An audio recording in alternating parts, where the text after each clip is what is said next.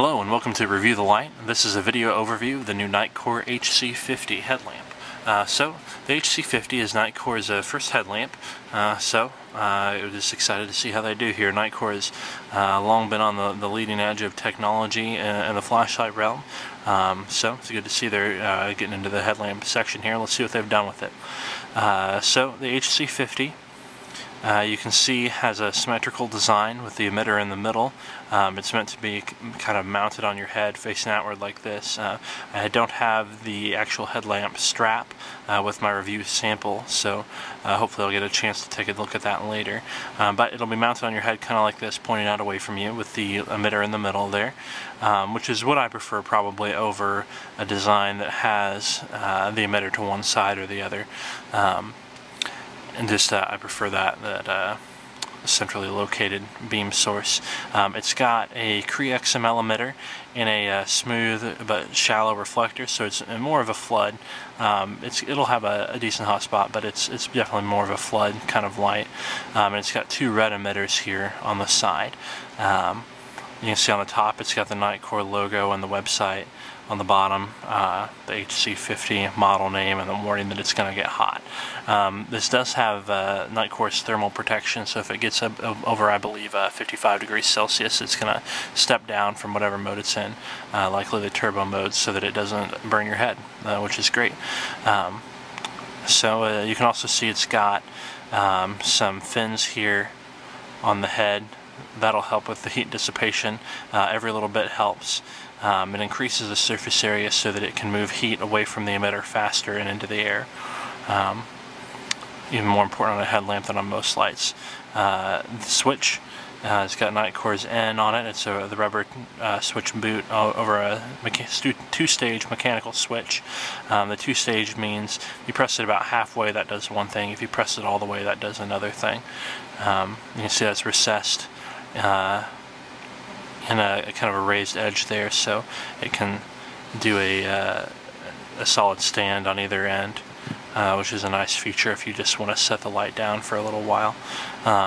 Also, it's got these ridges on the ends so that you can set it down and it's not going to roll away. It'll even kind of hold its angle. It's not super steady, but it will hold an angle that you set it down at, which is nice as well. So that end's just plain flat. This end has a switch, so the flat end is the one that you unscrew to get at the battery. And if you have a look down in that compartment, you'll see an interesting design down there to help prevent damage to the light or to the battery if you insert the battery backwards. It does have a marking here, a small negative sign, which lets you know that the negative side of the battery should be pointing up when you put it in. It's also kind of interesting just to note that the design here, they have the battery tube a little bit off center, so that it's got extra room for the electronics over here, which is kind of what allows it to be this design that has the emitters centered in the middle versus off to one side, a little bit thicker, so the battery sits off to one side. So I've seen this in other Nitecore lights as well, but they've got a rotating bit here to make connection with the battery in your tail cap, which is kind of fun.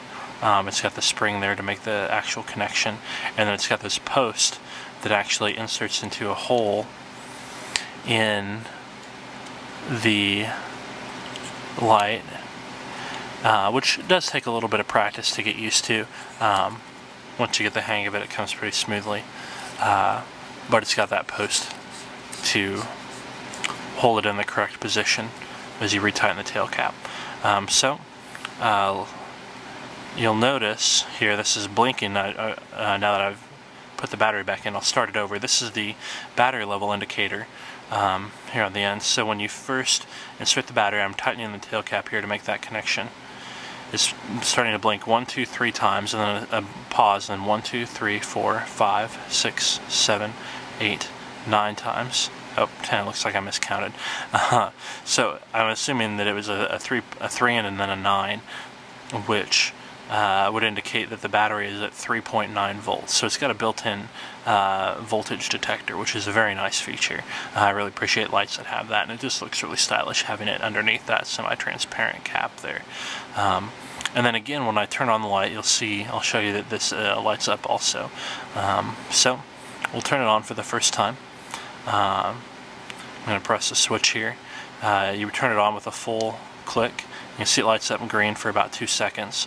If it were to light up red, that would be indicating that the battery is below 50%, and if it were to light up red flashing, that means the battery is very low, needs to be replaced or recharged immediately.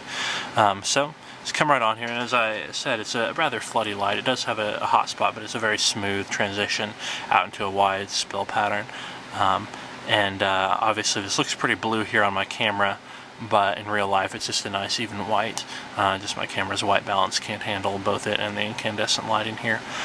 So to cycle through the modes, once you've got it on, you just do a half press to this switch. I remember I said it was a 2-stage switch, and you've got 5 regular brightness modes. They call it the lowest, the low, the mid, the high, and the turbo. So this turbo mode is the one that's going to shut down after it starts to get over the 55 degrees Celsius. It just cycles through those. And it does remember the one that you were on, so if I turn it off and back on, it comes back on in the mode I was in last. So to turn it off when you're in one of these modes, it's just another full press. So a full press turns on and off, and a half press is what cycles through the modes.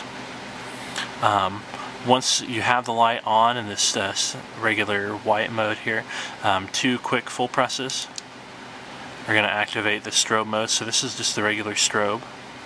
I believe they call it a police warning mode. It's just a kind of a slow strobe. A half press will take you to the beacon mode, which is a quick flashes spaced far apart, designed to conserve battery life and just do this kind of beacon flash for as long as possible while still having to be really bright. And then another half press takes you to the SOS mode. Spells out SOS in Morse code, obviously, so then to turn that off, you just a quick click will turn that off. The other option you have when the light is off is holding it down all the way for about a second. You can see the red emitters come on there. They're fairly dim, but their design is going to be to help preserve your night vision, and just yours and anyone else around you, while giving you enough light to get around by.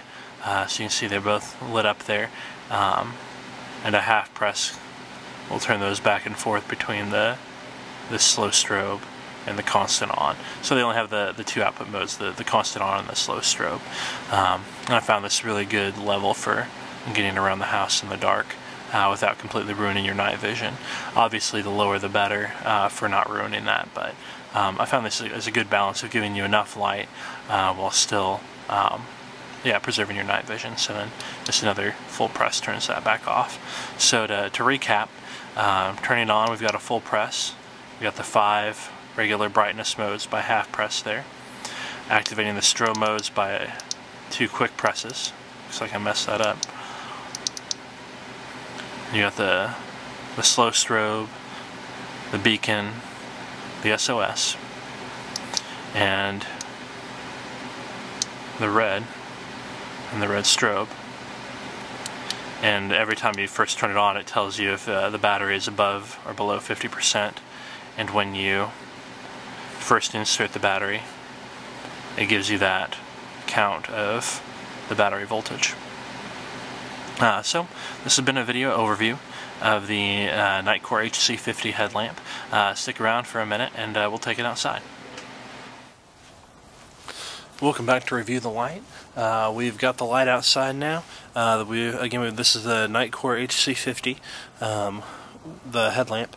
We are going to see how it performs outside. So I got it here. You can't really see it too great there, but I'm going to fire it up.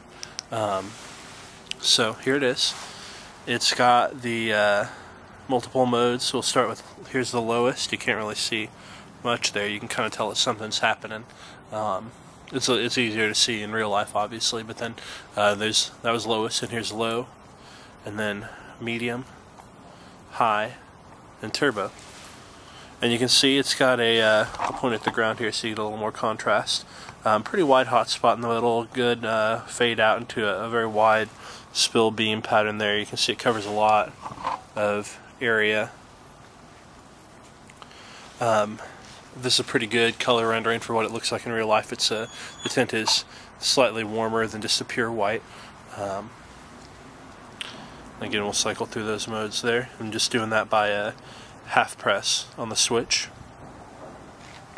And I'll show you the battery indicator. Possibly, oh, wrong end there. There it's blinking. I'm at 4.1 volts right now, so it blinks 4 times, and then a pause, and then 1 time.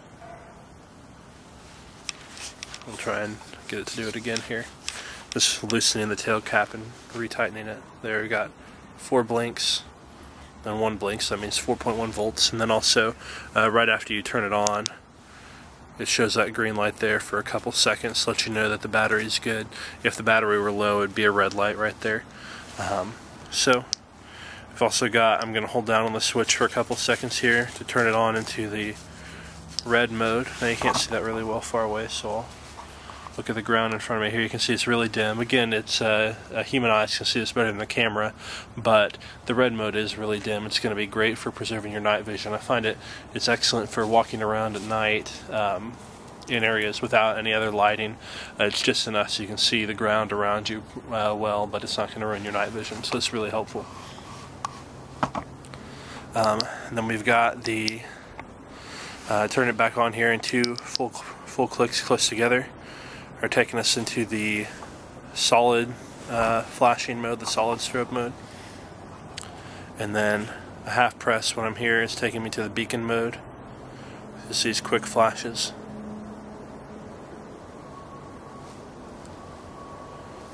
And you can't really tell on my camera because it's not adjusting fast enough, but this is at full brightness, at the turbo brightness. And then we've got the SOS mode. Again, my camera's having trouble focusing with the flashing, but you get the idea. Alright, so this is the Nitecore HC50 headlamp. ReviewTheLight is taking it outside and just giving you a look around.